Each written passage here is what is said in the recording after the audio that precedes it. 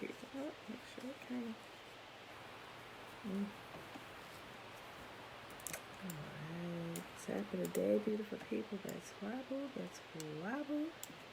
We are live and ready to go.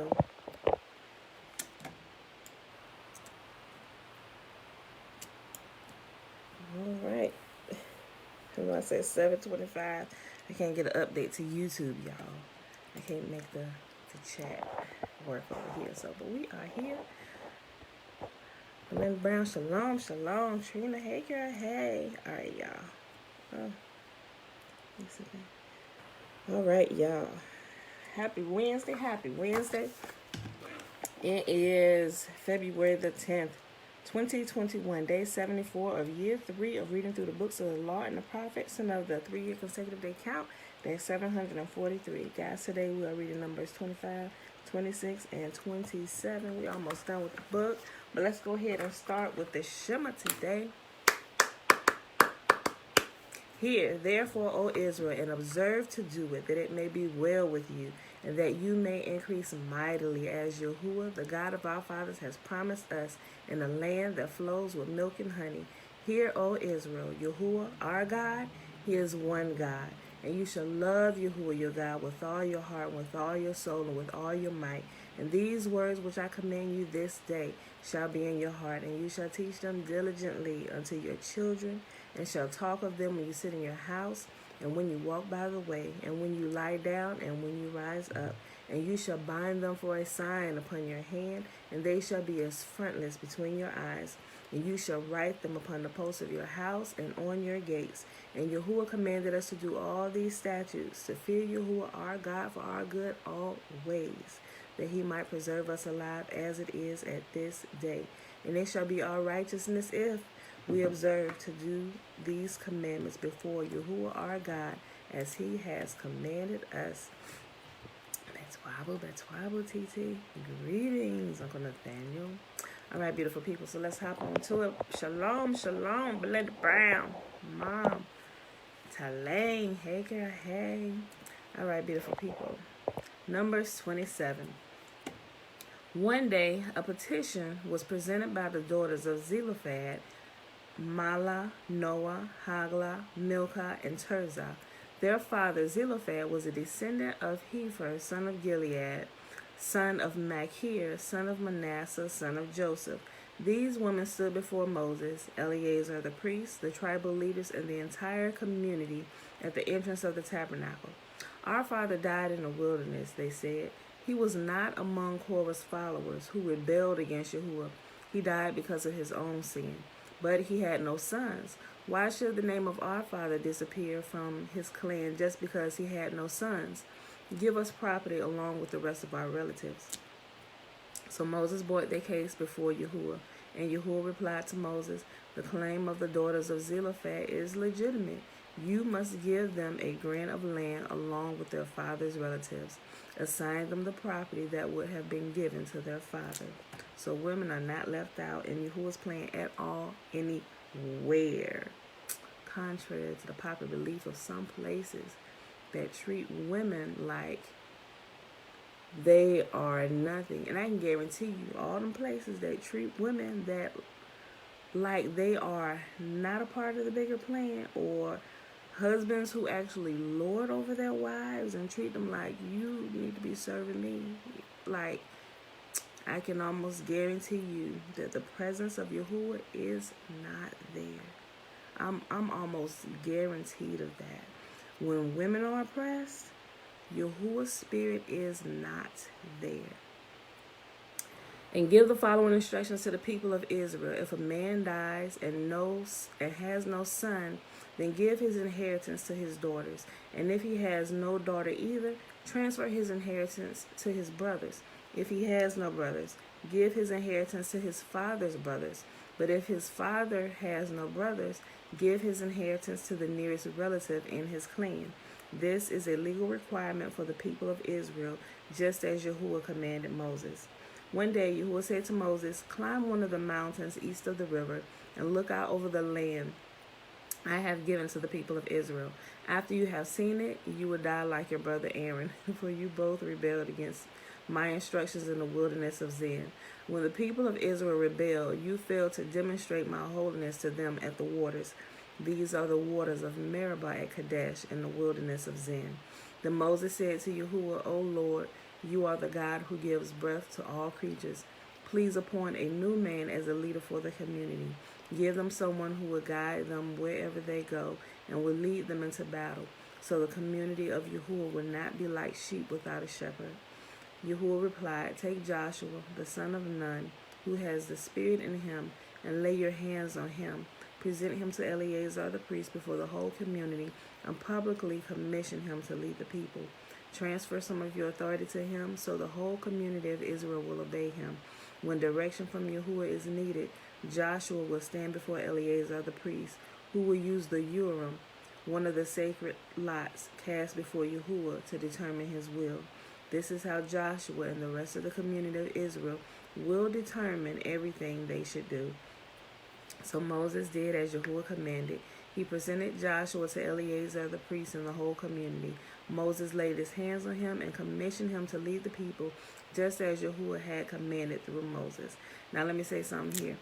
The Legends of the Jews gives a lot more detail about this right here, when Moses was actually about to pass, and how he really didn't want to go, right? He was going back and forth with the Most Holy. He said, okay, well, let Joshua be the leader. That way, at least I could, he really wanted to see the promised land more than from that that mountain that he saw it from, right? And there was this conversation that was going back and forth, and Yahuwah kept reminding him, Moses, no, listen, you got about 3 days before I go ahead and take you. Go ahead, go talk to Joshua. Just go ahead, go talk to them all. Let them know everything, everything gonna be all right. And but he kept on pleading, and we're gonna get to it shortly. But he was saying, he said, listen, I cannot leave you here. He said, because if I leave you here, they will not listen to Joshua. He had to break it down to him like that. You know how sometimes you just tell your kids, no, that's it, we're done, you gotta go. Nope, you cannot. I cannot allow this, right? He kept on pressuring him until he made Yahuwah lay out detail for detail why he could no longer live at this point, right? He said, the people, you thought they run amok then, they really gonna run amok if Joshua's trying to lead them and they can still see you, right? I was like, well, that makes sense, but listen, Yahuwah being a loving father and so gracious and wanting to give his children what they want, he extended grace to Moses for just a little bit, right? But he didn't tell him. He said, look, just like with Balaam yesterday, he first told me, he said, no, you can't go. He said, well, I'm gonna go back check. Yeah, you know what? Go ahead and go. He almost died, right? Listen, Yahuwah is going to allow him to live a little bit longer after he commissions Joshua, right? And so while they were sitting down, we're going to get to it, but I just want to say how much is missing just between these two verses right here, between verse 8 and verse, the last chapter and this chapter right here, that the people, they literally wait a minute, why we got to listen to you, Joshua? It was a mess down there, and it got to the point where, you wouldn't say anything. It got to the point where Moses went to Yahuwah and he said, Father, you know what? I seen you was right. I said, because living now, he said, it's better for me that I die right now. He said, because this is horrible. I can't live like this. The people won't listen to Joshua. And Yahuwah really?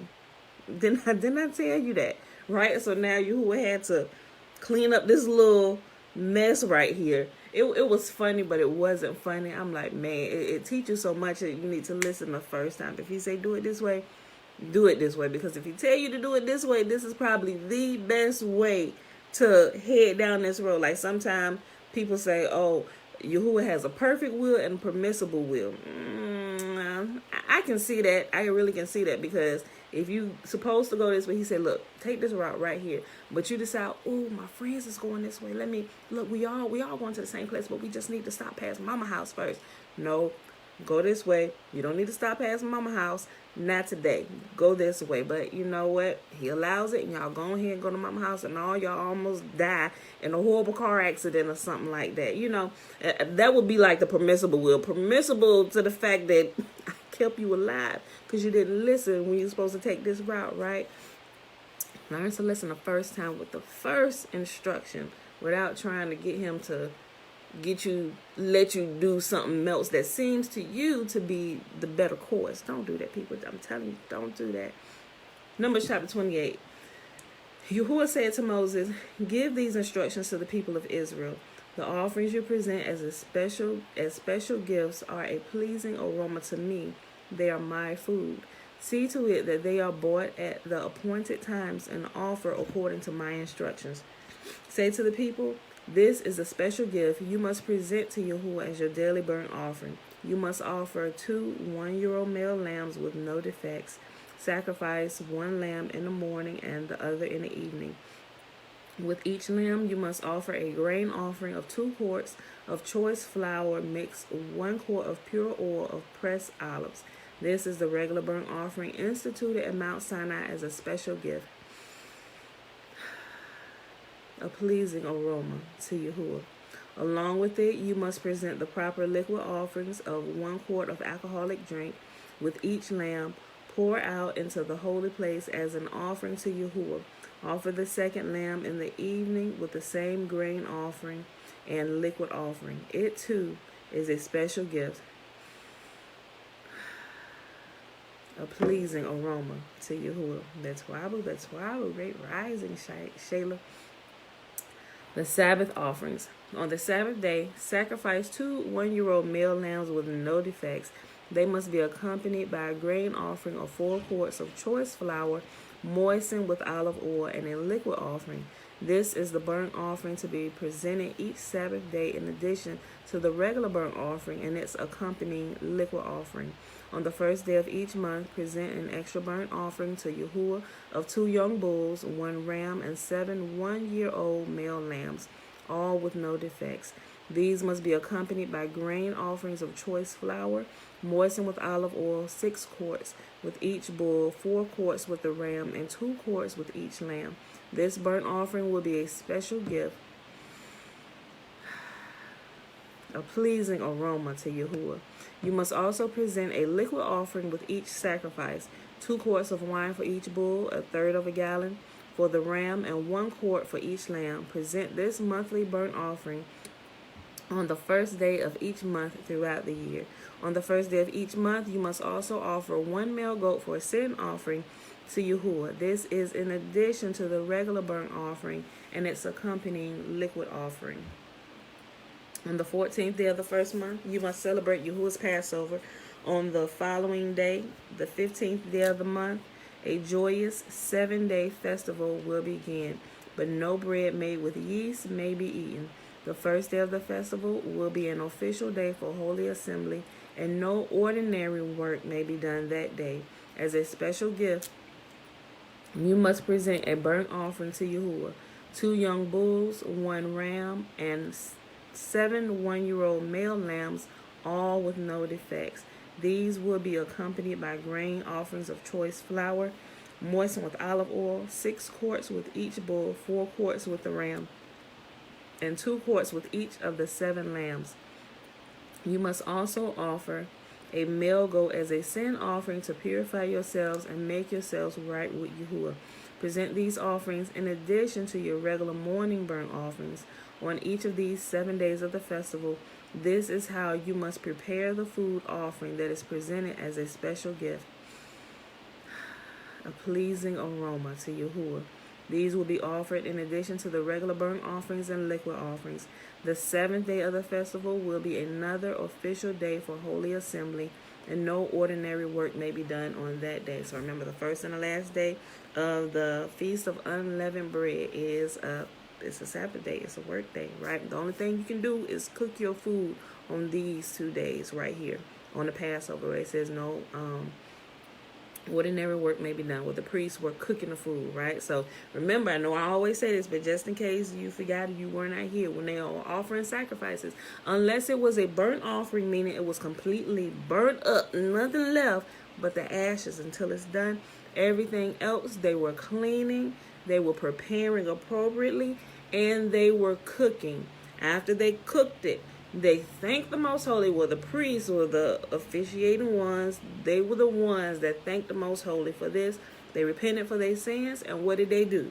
They ate. Sacrifices are always food. We're coming together. It's family time. Let's have a family gathering, a reunion. Well, actually, the feast days are more like family reunions because we all should be together, right? Okay, so remember, sacrifices are food. Yahuwah even said up at the beginning, he said this is food for me, right? But what did he do, right? Unless it was a burnt offering where he allowed it to be all burnt up, the food that was brought to him, Yahuwah in turn gave it to the priests for their portion, right? And everything else the people ate. So remember, sacrifices is always food, right? Which is why Yahuwah said, you better bring me the best. We eat good here in my house, right? Don't bring me nothing broken, defected. I don't accept humans as sacrifice because we're not cannibals. Think about it. I need y'all to think about the small details of these things, right? Humans are not acceptable in any given fashion, on any given day, in any year. Why? Because sacrifices are food. They consume and eat sacrifices. It says it all the way from the beginning. Like there is never a time where they didn't eat a sacrifice unless it was a burnt offering, right? And I'm going to keep reiterating that because if you understand this, you won't be taken by leaven that has been added and teachings that are crazy, right? Right? I need y'all to pay attention. A lot of y'all done caught it already that's been here for a while, and y'all going by looking at things with side eyes, looking at the Bible, and y'all are able now to see the leaven that has been added because it doesn't line up with what Yahuwah said, right? Humans are never to be sacrificed. First of all, sacrifices are food unless they're completely burnt up. Third of all, you don't kill people to atone for your sins, right? He said the righteous can never die for the wicked. He said the wicked will die for their own sins unless they repent and get it right to Yahuwah. Get it right with Yahuwah, right? Okay, I want to keep reiterating that just because sometimes we just kind of read and we don't pay attention, right? Things don't jump out at us unless we read it a lot, okay?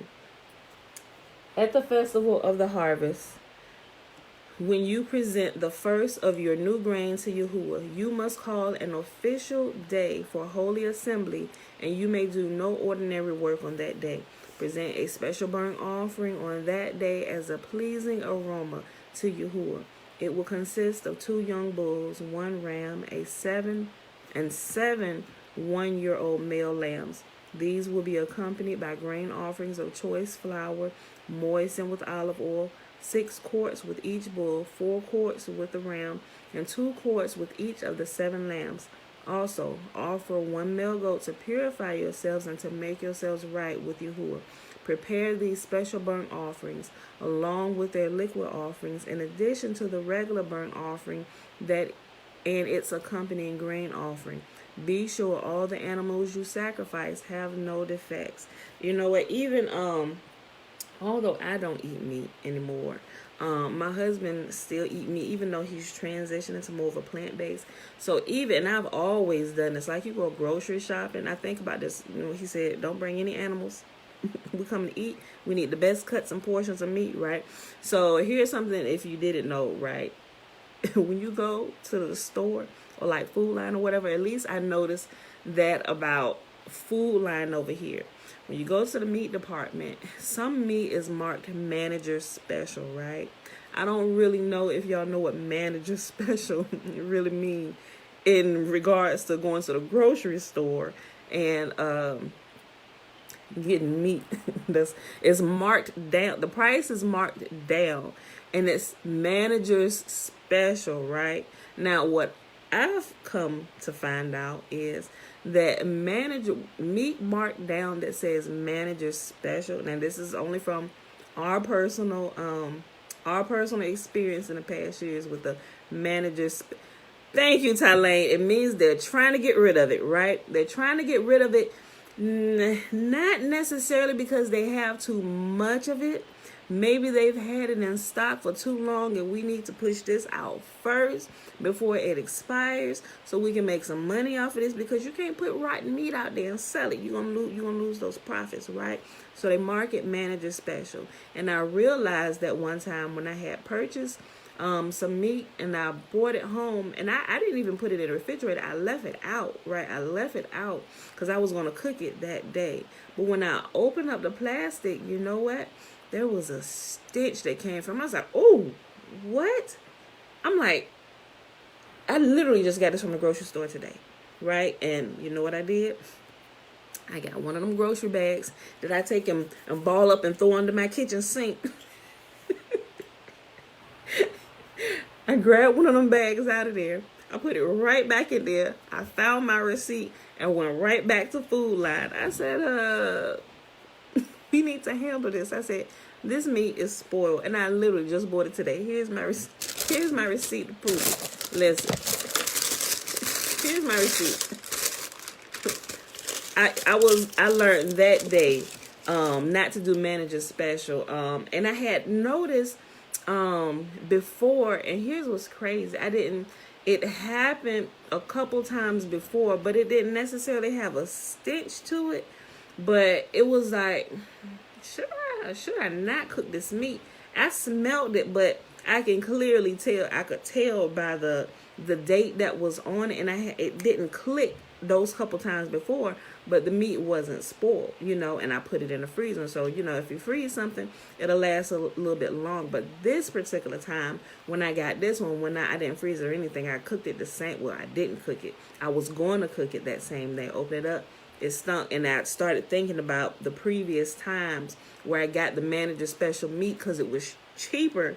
Not necessarily cheap. It was marked down because they were trying to get rid of it, right? Yeah, and the color I know that's something I was going to say. I noticed on those, the color started, it looked different it looked a little more pale. Looked a little more pale than the other chicken and stuff. And I was like, yep. I told my husband, babe, when you go to the grocery store, don't get anything that says manager special. I said, because I'm going to throw it away, we're going to have to take it back. I said, because that's the meat they're trying to get rid of, right? I said, yeah, don't do that. So it's like the same thing. You was like, don't bring any manager special meat to this family gathering. You better be, what you bring. It needs to be slaughtered this day. That's how fresh. If we're gonna eat the meat, this is how fresh it needs to be. We need to see y'all do this right here. Don't break, like Yahuwah said, inspect this. People need to be watching, because think about what Esau did. Esau did with Jacob when he was about to bless him. Right, Jacob was already blind. He was already blind by this time he was about to get a blessing. But Esau's venture to go out there to get his father some venison he didn't have a good time. He found a couple things, but Satan, he was messing with him, and he hit whatever he caught, he let it loose. So by the time he was ready to come home to cook for his dad so he could get the blessing, everything that he had caught had gotten away. And you know what he did? He cut up a dog and fed it.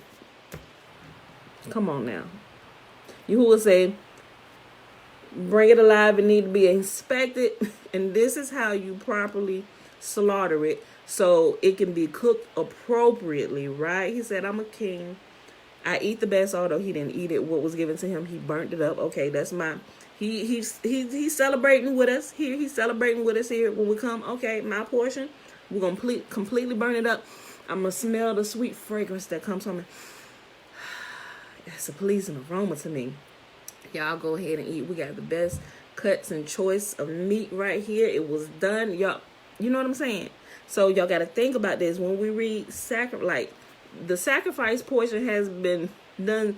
It's been taught in a way where people don't really understand what's happening here and what's going on.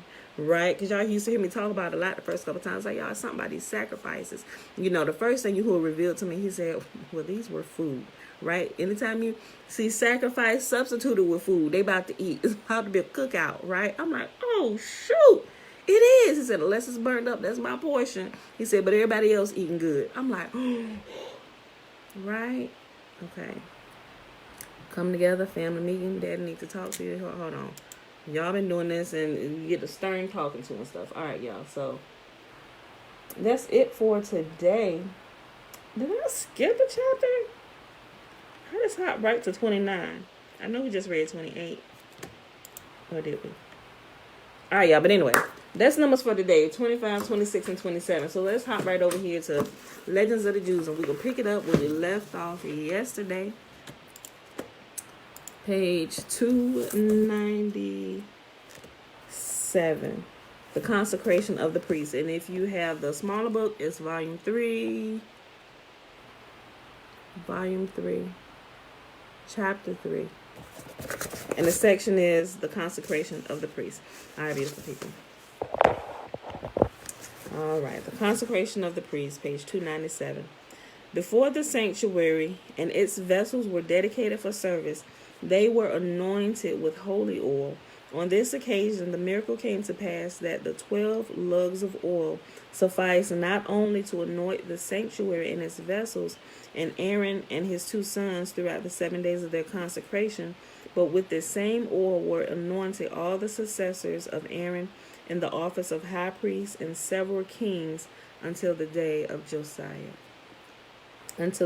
Several kings until the days of Josiah. And a special miracle occurred when Aaron was anointed, and on his pointed beard 2 drops of holy oil hung pendant like 2 pearls. These drops did not even disappear. These drops did not even disappear when he trimmed his beard, but rose to the roots of the hair. Moses at first feared that the useless waste of these drops of holy oil on Aaron's beard might be considered sacrilege, but a divine voice quieted him. A divine voice quieted Aaron also, who likewise feared the accident that had turned the holy oil to his personal use. The anointing of Aaron and his 2 sons was not the only ceremony that consecrated them as priests, for during a whole week did they have to live near the tabernacle, secluded from the outer world. During this time, Moses performed all priestly duties, even bringing sacrifices for Aaron and his sons and sprinkling them with the blood of these sacrifices. It was on the 33rd day that Adar that Yahuwah bade Moses consecrate Aaron and his sons as priests, saying to him, "Go, persuade Aaron to accept his priestly office, for he is a man whom shuns distinctions, but effects his appointment before all Israel, that he may be honored in this way, and at the same time warn the people that after the choice of Aaron none may assume priestly rights.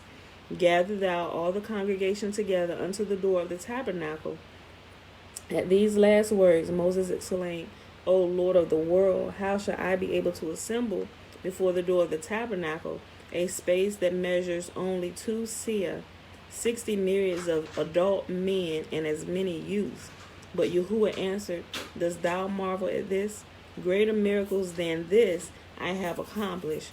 The heaven was originally as thin and as small as the retina of the eye. Still I cause it to stretch all over the whole world from one end to the other. In the future world too, when all men from Adam to the time of the resurrection will be assembled in Zion, and the multitude will be so great that no one shall call to the other, the place is too strait for me. Give place to me that I may dwell. On that day I will so extend the holy city that all will conveniently find room there." Ooh, that's amazing. Shalom, Josiah. Moses did as he was bidden, and in the presence of all the people took place the election of Aaron and his sons as priests, whereupon these retired for a whole week at the door of the tabernacle.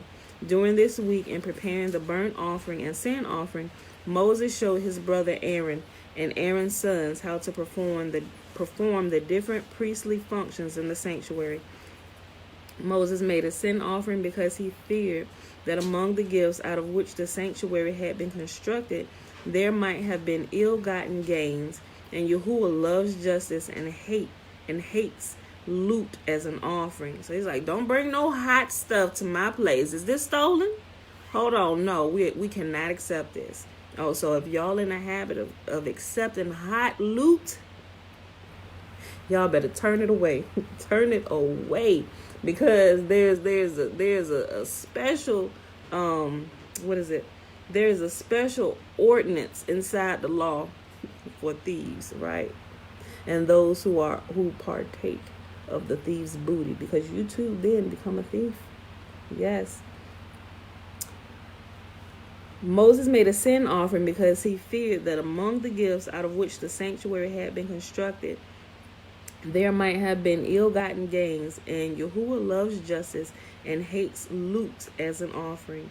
Moses, through a sin offering, sought to obtain forgiveness for a possible wrong. During this week, however, the sanctuary was only temporarily used. Moses would set it up mornings and evenings and fold it together again, and it was not until this week had passed that the sanctuary was committed to the general And it was not until this week had passed that the sanctuary was committed to the general use. After that, it was not folded together except when they moved from on. Okay, that should be one. After that, it was not folded together except when they moved from one encampment to another. These 7 days of retirement were assigned to Aaron and his sons, not only as a preparation for their regular service, they had another significance also. Yahuwah, before bringing the flood upon the earth, observed the 7 days preceding as a week of mourning, and in the same way he bade Aaron and his sons live in absolute retirement for a week as the duty of mourners, for a heavy loss awaited them, the death of Nahab and Abihu, which took place on the joyous day of their dedication. All right, babe, love you too. Okay. The day of the 10 crowns. The first day of Nisan was an eventful day, a day that was distinguished by 10 crowns. It was the day on which the princes of the tribes began to bring their offerings. It was the first day on which the Shekinah came to dwell among Israel. The first day on which sacrifice on... Hold on, y'all. Y'all got to excuse me because I see typos and I had to stop because it throws a sentence off of me and I had to read it over.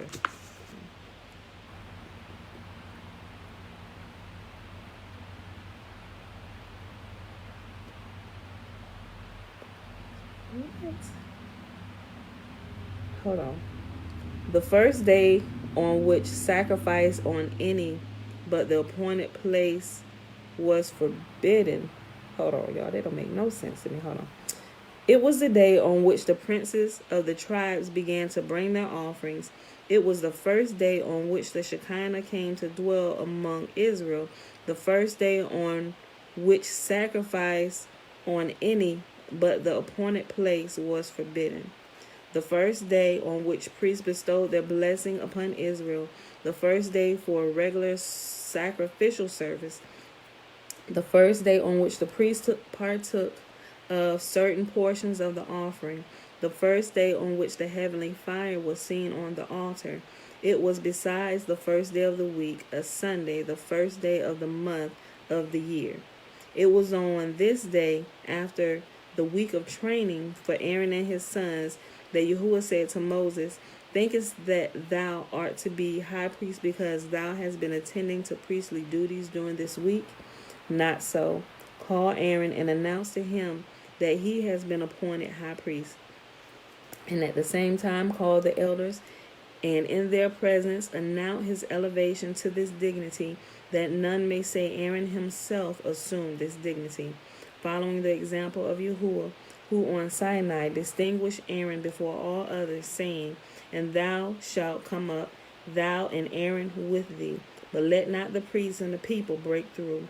Moses went first to Aaron, then to Aaron's sons, and then only to the elders, to discuss with them the preparations for the installation of Aaron into office. Hold on, I need a sip of water.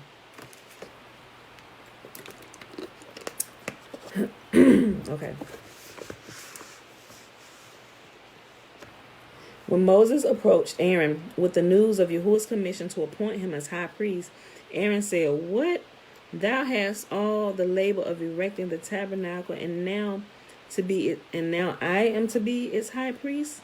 But Moses replied, "As truly as thou livest, although thou art to be high priest, I am as happy as if I had been chosen myself.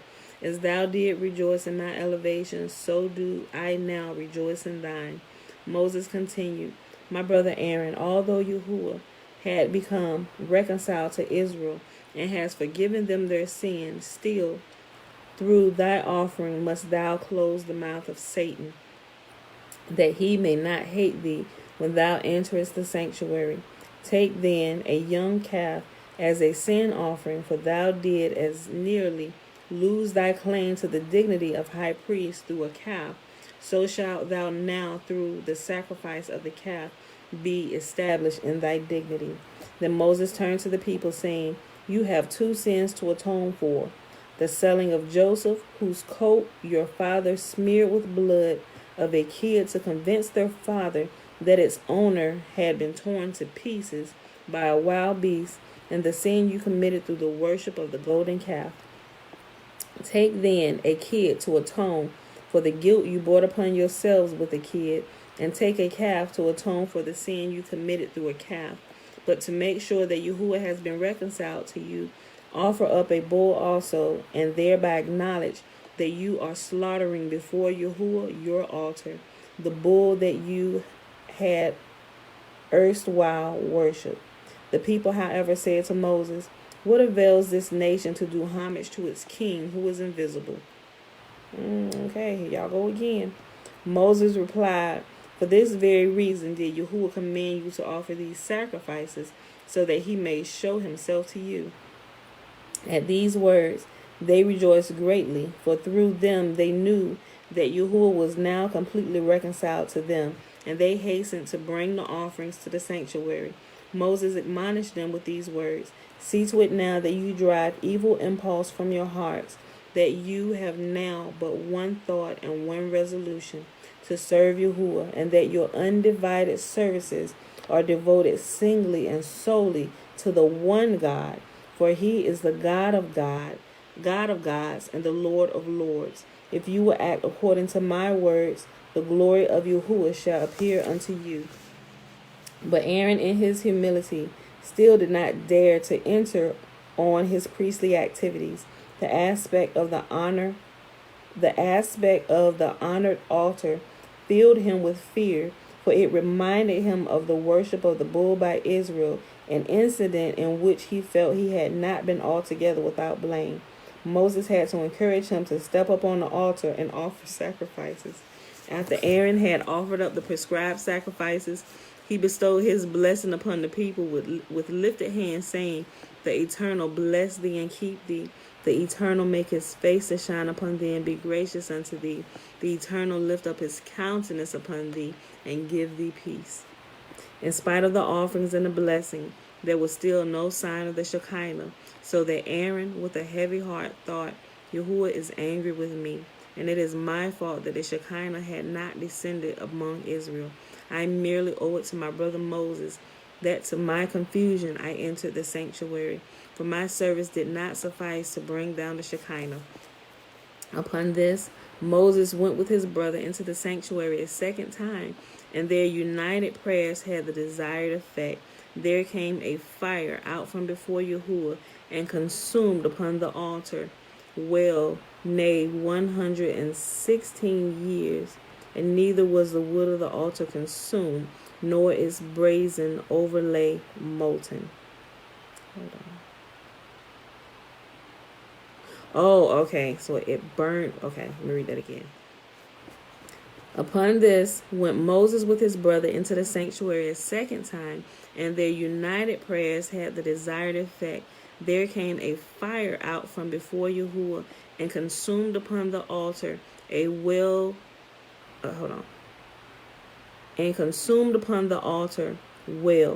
nay 116 years, and neither was the wood of the altar consumed, nor its brazen overlay molten. When the people saw the heavenly fire the evident token of Yahuwah's grace and his reconciliation with them, they shouted and fell on their faces and praised Yahuwah, intoning in his honor a song of praise. Joy reigned not only on earth but also in heaven. For on this day, Yahuwah's joy over the erection of the sanctuary was as great as had been his joy on the first day of creation over his works, heaven and earth. For in a certain sense, the erection of the tabernacle was the finishing touch to the creation of the world. For the world existed for the sake of three things: the Torah, divine service, and works of love. From the creation of the world to the revelation on Sinai, the world owed its existence to the love and grace of Yahuwah. From the revelation to the erection of the sanctuary, the world owed its existence to the Torah and to love, but only with the erection of the tabernacle did the world secure its firm basis, for now it had 3 feet whereupon to rest: the Torah, divine service, and love. From another point of view, too, is the day of consecration of the sanctuary to be reckoned with the days of creation. For at the creation of the world, Yahuwah dwelt with mortals and withdrew the Shekinah to heaven only on the account of the first 2 human beings. So we're trying to get back to how it was first in the beginning, when Adam and Eve and Yahuwah just freely, he can freely do it now, but he ain't gonna walk down here amongst all this sin and rigmarole going down here, right? He said, this is why you have to be set apart. He said, because if I come down and this holy fire come with me, ain't nothing gonna be left. It's gonna consume everything. So it's best that y'all follow these directions so we can go ahead and purify everything through and through, because I desire to be down there with you like I was at the beginning. He said, so if you do these things, the laws that I set for this holy fire won't touch you, right? It'll only purify you. When I come down there, we can walk freely, we can eat together, we can do all this stuff, and the nation's gonna feed, because they're gonna be like, what manner of people is this that the glory of the most holy can abide amongst them? Oh, it's a holy people. It's a holy people, right? Be holy, for I am holy, right? Listen. But on the first day of the consecration of the tabernacle, the Shekinah returned to its former abode, the earth. The angels therefore lamented on this day, saying, now Yahuwah will leave the celestial host and will dwell among mortals. Yahuwah indeed quieted them with the words, as truly as ye live, my true dwelling will remain on high. But he was not quite in earnest when he said so, for truly earth is his chief abode. Only after the tabernacle on earth had been erected did Yahuwah command the angels to build one like it in heaven. And it is this tabernacle in which Metatron offers the souls of the pious before Yahuwah as an expiation for Israel at the time of the exile, when his earthly sanctuary is destroyed. Who was Metatron, y'all? We all know who Metatron is, right? Don't let the name throw you off. We ain't talking about the Transformers Megatron. We're talking about Metatron. This is Enoch. Enoch, who was transformed into an angel when Yahuwah finally brought him up to stay this last time. He is also called the angel of the face. Metatron, Enoch, the angel of the face. That's him, right? Okay. This day marks an important change in the intercourse between Yahuwah and Moses. Before this, the voice of Yahuwah would strike Moses' ear as if conducted through a tube, and on such an occasion the outer would recognize only through Moses' reddening face that he received the revelation. Now, at the consecration of the sanctuary, this was changed. For when on this day he entered the sanctuary, a sweet, pleasant, and lovely voice rang out to him, whereupon he said, I will hear what Yahuwah the Lord will speak. Then he heard the words, formerly there reigned enmity between me and my children. Formerly there reigned anger between me and my children. Formerly there reigned hatred between me and my children. But now love reigns between me and my children. Friendship reigns between me and my children. Peace reigns between me and my children. It was evident that peace reigned.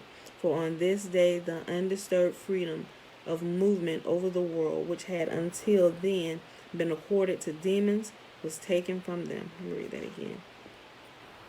It was evident that peace reigned. For on this day the undisturbed freedom of movement over the world, which had until then been accorded to the demons, was taken from them.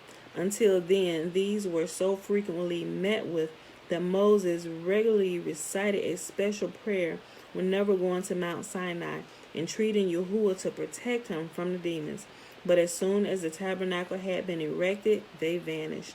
Not entirely, it is true, for even now these pernicious creatures may kill a person, especially within a period from the 17th day of Tammuz until the 9th day of Ab, when the demons exercise their power. The most dangerous among them is Kitab, the sight of whom kill men as well as animals.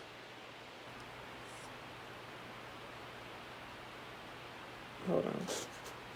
The most dangerous one among them is Kitab, the sight of whom kills men as well as animals. He rose like a ball and had the head of a calf with a single horn on his forehead. You know, I just thought about, I was like, I wonder what y'all seen Bird Box.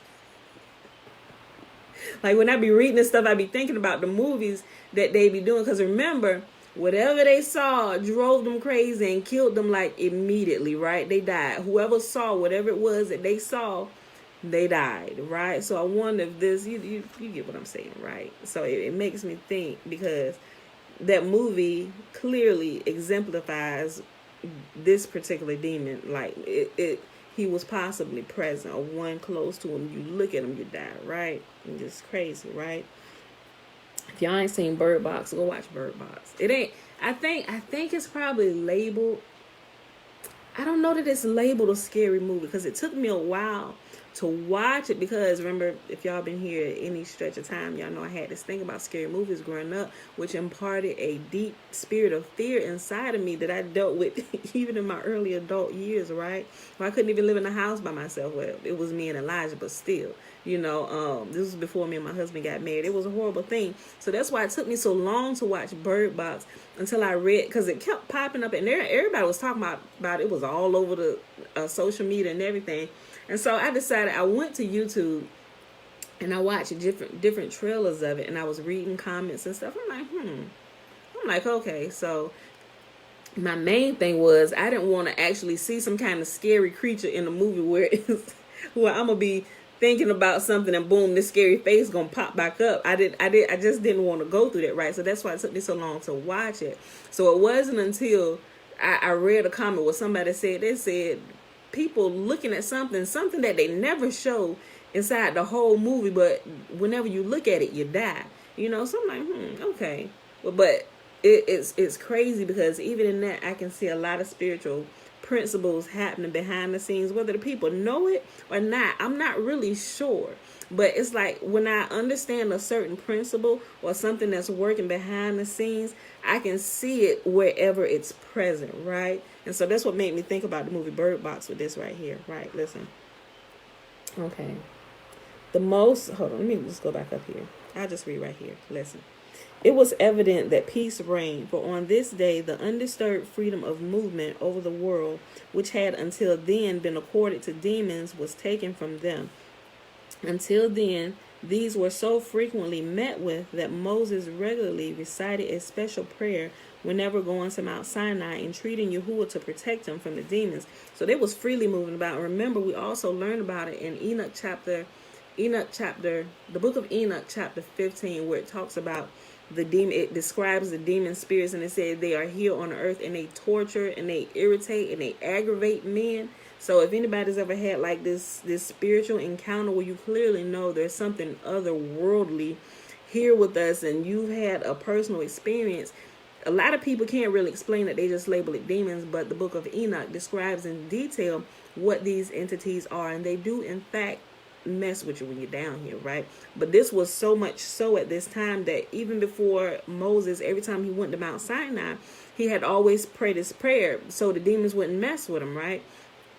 So, but this is what he's talking about. Listen, until then, these were so frequently met with that Moses regularly recited a special prayer whenever going to Mount Sinai, entreating Yahuwah to protect him from these demons. But as soon as the tabernacle had been erected, they vanished. Not entirely, it is true, for even now, these pernicious creatures may kill a person, especially within the period from the 17th day of Tammuz until the 9th day of Ab, when the demons exercise their power. And I'm not really exactly sure the real time span of this date, but I want to say it probably falls in the time where Halloween falls. That's what I want to say without looking it up. But my first thought, probably about this time, right? Because we know, well, if you haven't done any studying, this is one of the high satanic, they call it like a high satanic holy day, but I don't even know why they included the word holy, right? It's just a day that's real high and ripe for like demonic activities. It's a lot of sacrificing of animals and people that happening on these days, people being kidnapped in massive fashions up until this day to do their sacrifice. It's crazy, y'all. I'm just like, oh my gosh, people doing this for real. Okay. Especially within the period from the 17th day of Tammuz to the 9th day of Ab, when the demons exercise their power. The most dangerous one among them is Keteb, the sight of whom killed men as well as animals. He rose like a ball and had the head of a calf with a single horn on his forehead. Just as Yahuwah destroyed the power of these demons through the tabernacle, so too through the priestly blessing that he bestowed upon his people before the consecration of the sanctuary, did he break the spell of the evil eye, which might otherwise have harmed them now, as it had done at the revelation of Sinai. The great ceremonies on that occasion had turned the eyes of all the world upon Israel, and the evil eye of the nations brought about the circumstance of breaking the two tables. As Yahuwah blessed his people on this occasion, so too did Moses, who upon the completion of the tabernacle blessed Israel with these words: the eternal God of your fathers make you 1,000 times so, as many more as ye are, and bless you as he has promised you. The people made answer to this blessing, saying, let the beauty of Yahuwah our God be upon us, and establish thy work of our hands upon us, yea, even the work of our hands establish thou it. Where we at? Okay, we're going to go ahead and read this next section. Okay, yeah, this will take us to the end of our reading for today. The last section we're going to read today is the Interrupted Joy, page 299. All right, and hey girl, hey. All right, the happiest of women on this day was Elisheba, the daughter of Aminadab, for besides the general rejoicing at the dedication of the sanctuary, 5 particular joys fell to her lot. Her husband Aaron was the high priest, her brother-in-law Moses king, her son Eleazar head of the priests, her grandson Phinehas priest of war, and her brother Nashon prince of his tribe. But how soon was her joy turned to grief? Her 2 sons, Nadab and Abihu, carried away by the universal rejoicing at the heavenly fire, approached the sanctuary with the censers in their hands to increase Yahuwah's love for Israel through this act of sacrifice, but paid with their lives for this offering. From the Holy of Holies issued 2 flames of fire, as thin as threads, then parted into 4, and 2 each pierced the nostrils of Nadab and Abihu, whose souls were burnt, although no external injury was visible. Oh, snap. That'll learn you. I just had like a whole, and I know for somebody to say it, I know that is improper English. That'll learn you. I know that. I said it on purpose. Let me read that again. But how soon her joy turned to grief.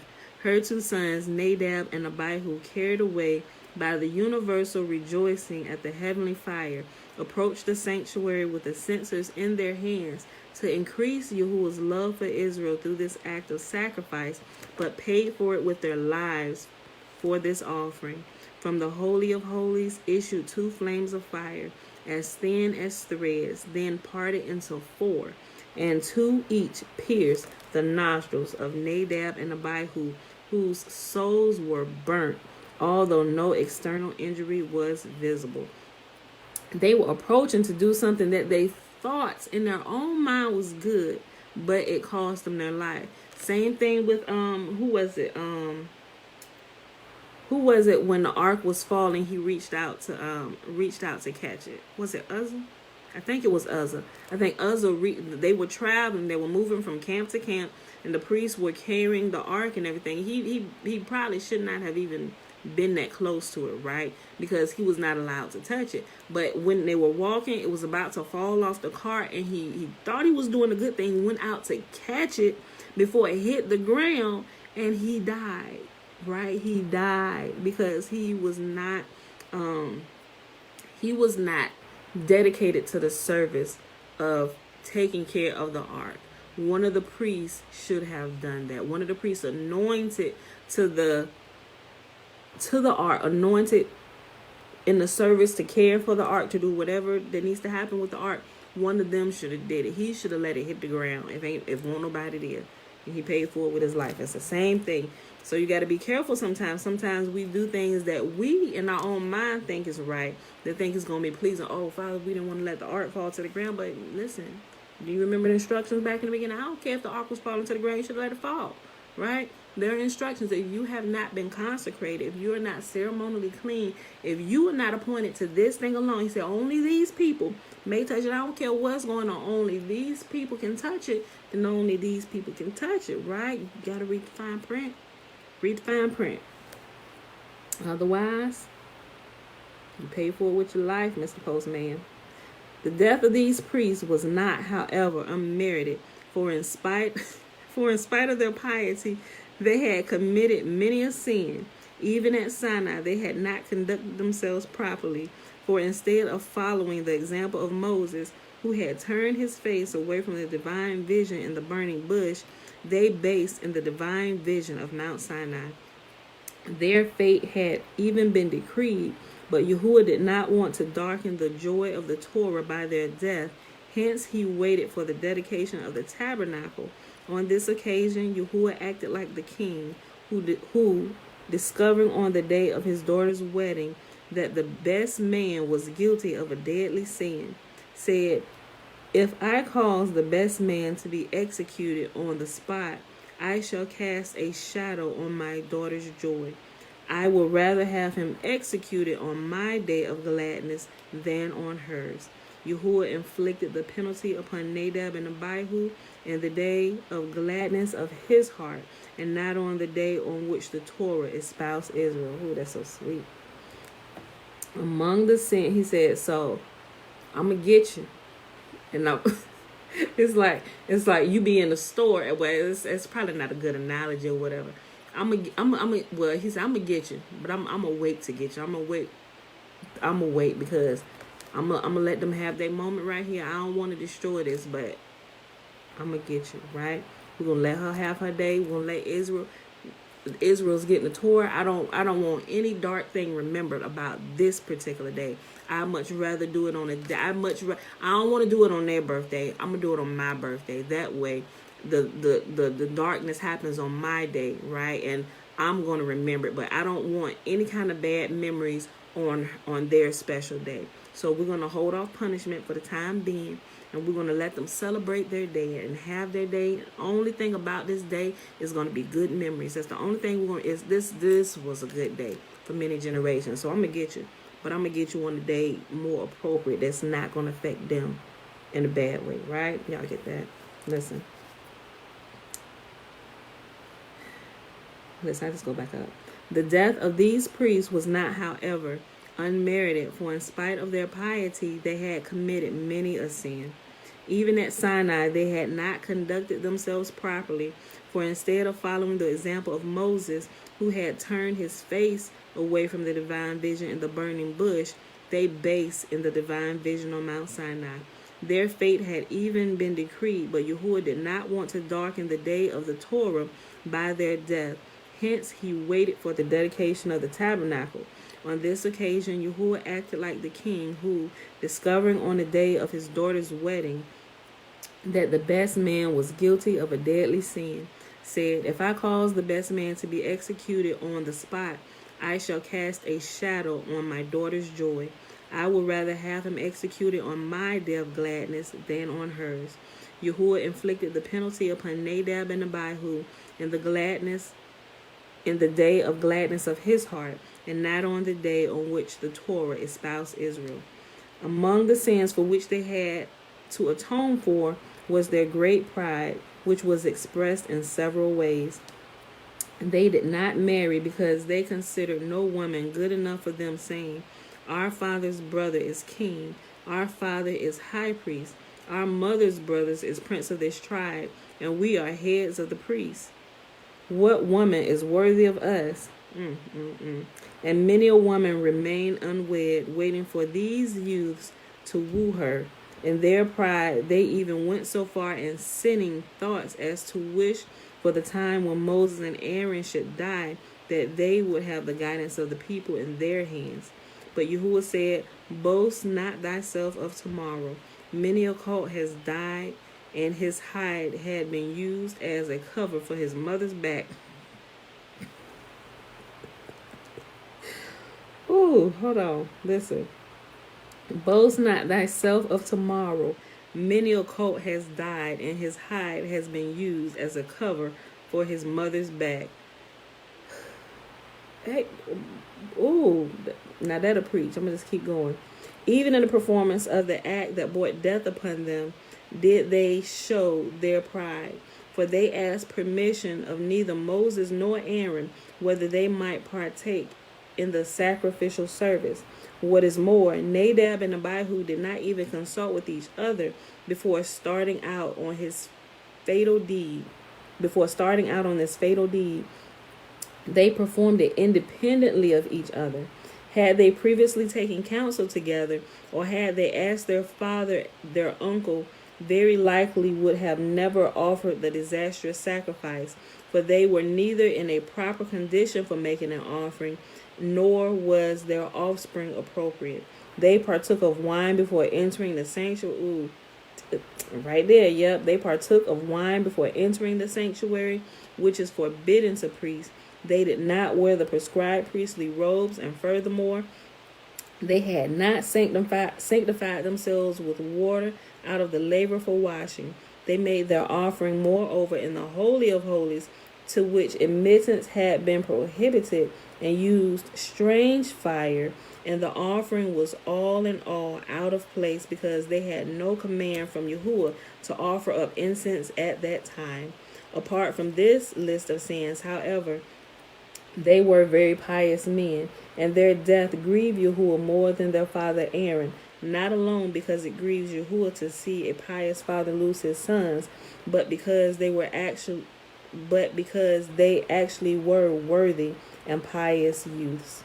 When Aaron heard of the death of his sons, he said, "All Israel saw thee at the Red Sea, as well as Sinai, without suffering injury therefore, but my sons, whom thou did order to dwell in the tabernacle, a place that a layman may not enter without being punished by death, my sons entered the tabernacle to behold thy strength and thy might, and they died." Yahuwah hereupon said to Moses, "Tell Aaron the following: I have shown thee great favor, and have granted thee great honor through this, that thy sons have been burnt. I assigned to thee and thy sons a place nearer to the sanctuary before all others, even before thy brother Moses. But I also have decreed that whoever enters the tabernacle without having been commanded, he shall be stricken with leprosy. Wouldst thou have wished thy sons, to whom the innermost places had been assigned, to sit as lepers outside the encampment as a penalty for having entered the Holy of Holies?" When Moses imparted these words to his brother, Aaron said, "I thank thee, O Yahuwah, for that which thou hast shown me in causing my sons to die, rather than having them waste their lives as lepers. Now that'll preach, right? That'll preach. Even, oh, wow. Yahuwah said, go tell Aaron this. He said, listen. He said, and I'm going to just sum it up. He said, it's much better that they died this way, right? He said, because the punishment for them doing what they did is that they would be stricken with leprosy for the rest of their days. Now, would you have wanted to watch your sons waste away and be held outside the camp, can't come near? Would you rather have seen them that way, waste away and totally deform and be unclean for the rest of their days? Would you have rather wanted that? Would you rather have wanted to see that happen than to have them go this way? Like, I just took their souls from their bodies, right? I literally just took them, and there was no injury caused to their physical form. Which way would you rather? I would have been like, okay, you was gracious even in the way that you took them, right? Because who would want to see their child wasting away, right? I mean, they don't want them to go either way. Definitely don't want them to go before they do, right? Children should never pass before their parents. That should never happen, right?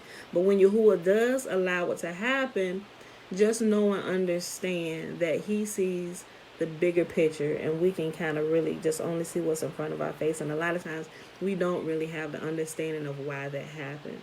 But no, if he allowed it to happen that way, that was probably the best course of action. To whereas if it didn't happen when it did, something much worse we would not have been able to bear, right? And losing, and I've never had experience, so I can't say. I can, based on what I've heard people say, right? Losing a child is always hard, right? Like I said, children should never go before their parents, so, but Yahuwah said to him, he said, would you have rather seen them go like this instead? And Aaron had to sit and think about it. He was like, that would have been more devastating. So even in you taking them here today the way you did was most gracious to me, right? All right, I'm gonna read that again. Hold on. I'll just go back up here and read the whole thing about Aaron, because we almost done. We got like a slow paragraph left. When Aaron heard of the death of his sons, he said, all Israel saw thee at the Red Sea as well as at Sinai without suffering injury thereafter. But my sons, whom thou did order to dwell in the tabernacle, a place that a layman may not enter without being punished by death, my sons entered the tabernacle to behold thy strength and thy might, and they died. Yahuwah hereupon said to Moses, tell Aaron the following, I have shown thee great favor and have granted thee great honor through this, that thy sons have been burnt. I assigned thee and thy sons to a place nearer to the sanctuary before all others, even before thy brother Moses. But I have also decreed that whoever enters the tabernacle without having been commanded, he shall be stricken with leprosy. Would thou have wished thy sons, to whom the innermost places had been assigned, to sit as lepers outside the encampment as a penalty for having entered the Holy of Holies? When Moses imparted these words to his brother, Aaron said, I thank thee, O Yah, for that which thou hast shown me in causing my sons to die, rather than having them waste their lives as lepers. It behooves me to thank thee and praise thee, because thy loving kindness is better than life. My lips shall praise thee. And it makes us look at things in just a little bit differently, doesn't it? That in all things Yahuwah is gracious. All things. Even though they seem like the worst of things to us, even in this, Yahuwah is being gracious to us, even if we don't understand it quite at the moment, right?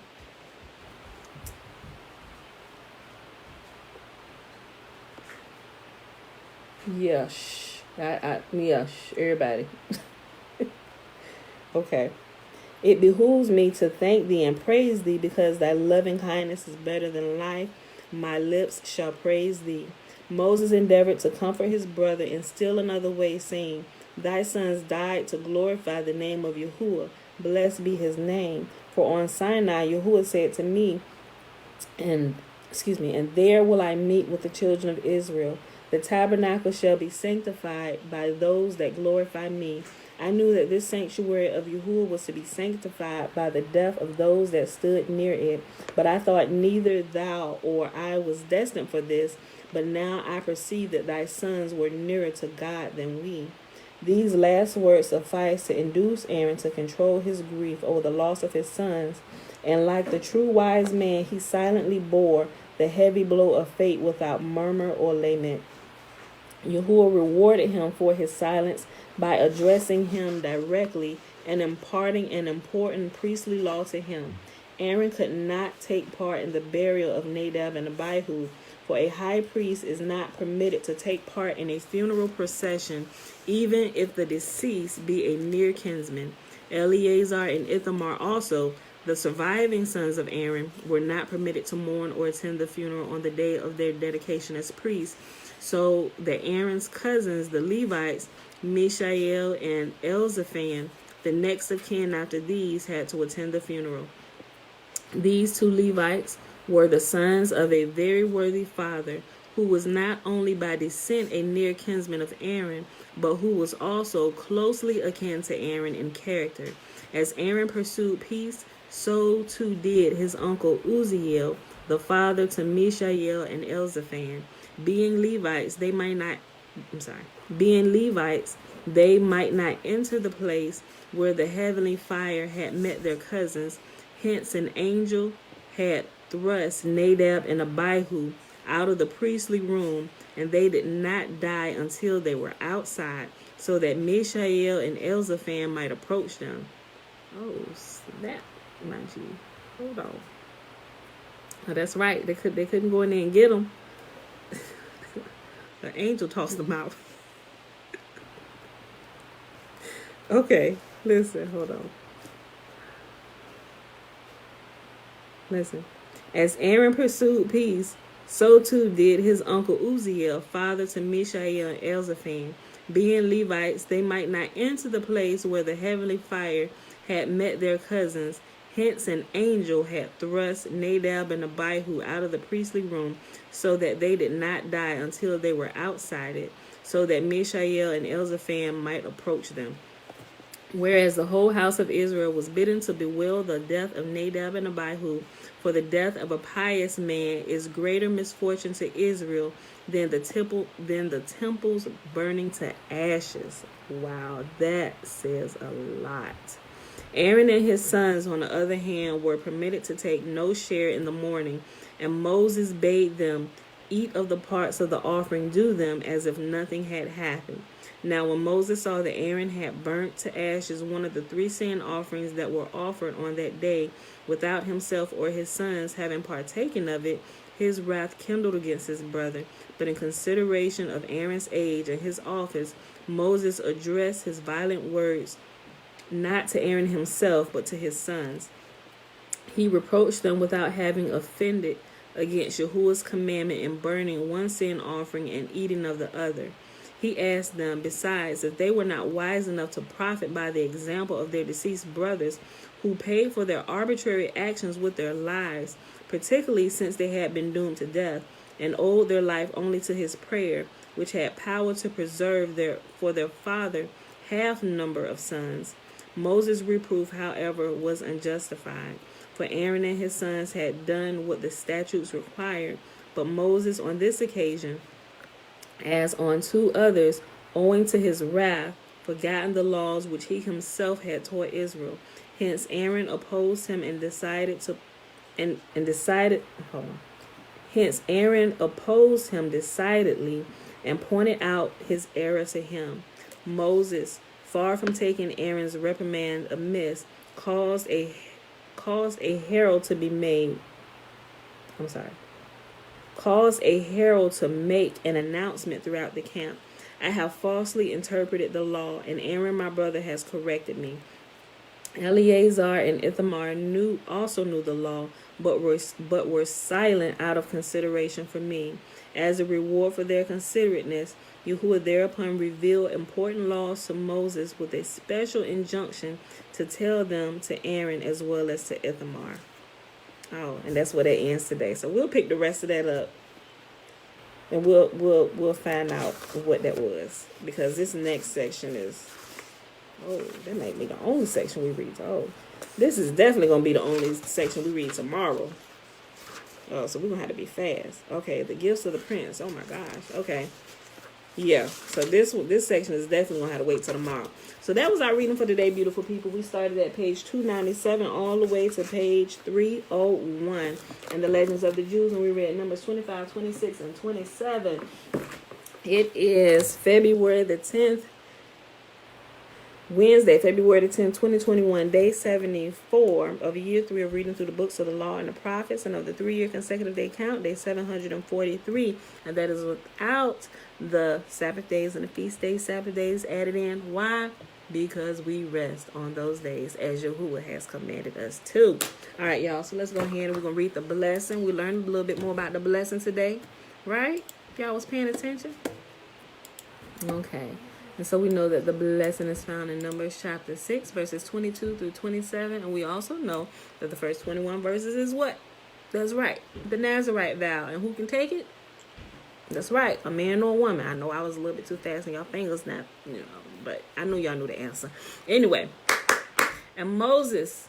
And Yahuwah spake unto Moses, saying, Speak unto Aaron and unto his son, saying, On this wise ye shall bless the children of Israel, saying unto them, May Yahuwah bless us and keep us. May Yahuwah make his face to shine upon us and be gracious unto us. May Yahuwah lift up his countenance upon us and give us his peace. And they shall put my name upon the children of Israel, and I will bless them. All right, beautiful people. So that is it for today. I'm going to run through. Always check. No questions over here on YouTube. None over here. Appreciate everybody coming to hang out with me while I stand my post in the morning. I will see everybody Friday. We rest tomorrow, y'all. Look, and this is the last Sabbath of this month. So we ain't gonna do like we did last month. We ain't gonna call the new moon ahead of time. Although I have it calculated, it showing up on Friday, right? But we're not gonna do that. We just gonna be faithful to the command and watch, because last month a lot of people was fooled. We called it, and I think the Most Holy, that's why he said, listen, every month y'all should be practicing this, because what happens is when we use technology, we tend to kind of, I ain't gonna say grow lazy, but we tend to take for granted that that this could possibly change. We are flawed and Yahuwah is not, right? So we want to make sure we can keep counting the days appropriately. We need to watch for the new moon or the new month. So we know that Yahuwah's time clock kind of straddles the Gregorian calendar, the calendar that we live on, right? Because they've changed the times and the seasons. So it looks like it's almost at the middle of a month on our calendars, when in fact it is a new month beginning, right? But it's two different time systems that are being recorded with the clock in the sky, and the calendar, right? So we're not going to call it early. Like, we're not going to look at the app. We're just going to look at the sky and we're going to watch for it, right? So remember, when we spot it, on the first day we spot it, there'll only be about an hour span where we will actually be able to spot her. So every night, if we know it's coming up, we should be out watching, because we know towards the sun setting, that's when we'll be able to spot the new moon, right? It's like an hour, about let's say 30 minutes to an hour. I would say 30 minutes to an hour. So don't be like, okay, I'm gonna just go out 30 minutes after the sun sets. No, because it's possible you could miss it. I would say be watching, just to be on the safe side, depending on where you live at. Probably about 2 hours before the sunset or whatever. Just kind of be mindful and watching so you don't miss it. What? Okay. All right, you good? Okay, well, scratch it, Pooh. Sheesh. Okay. Okay. All right. Well, you can go take a bath. Okay. All right. Okay, y'all. So just be mindful. New moon, new month is coming up, and so whatever day that the new moon falls on, we also know that this Sabbath also shifts. So this tomorrow, Thursday, will be the last Sabbath of this moon cycle of this month, which is the 11th month?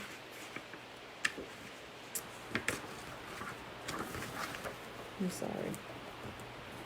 We're in the 11th month. We're about to go into the 12th month, y'all. So this next month will be the last month of Yahuwah's year.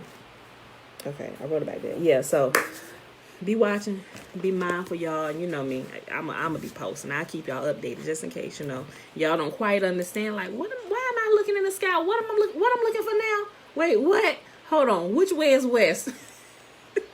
Wherever you see the sun, I know y'all know this, but I'm just saying, just in case somebody, okay, wherever you, from your house or wherever you live, wherever you see the sun rising in the morning, that's the east. Wherever you see the sun going down is the west, right? Okay, so when we're looking for the new moon, we're going to be looking in the western part of the sky where the sun sets, about the time the sun sets, and we'll be looking because you'll be able to see the little sliver of the moon. And if the sky is really clear, you can actually see the entire disk of the moon, but you would just see that little sliver lit up from it, right?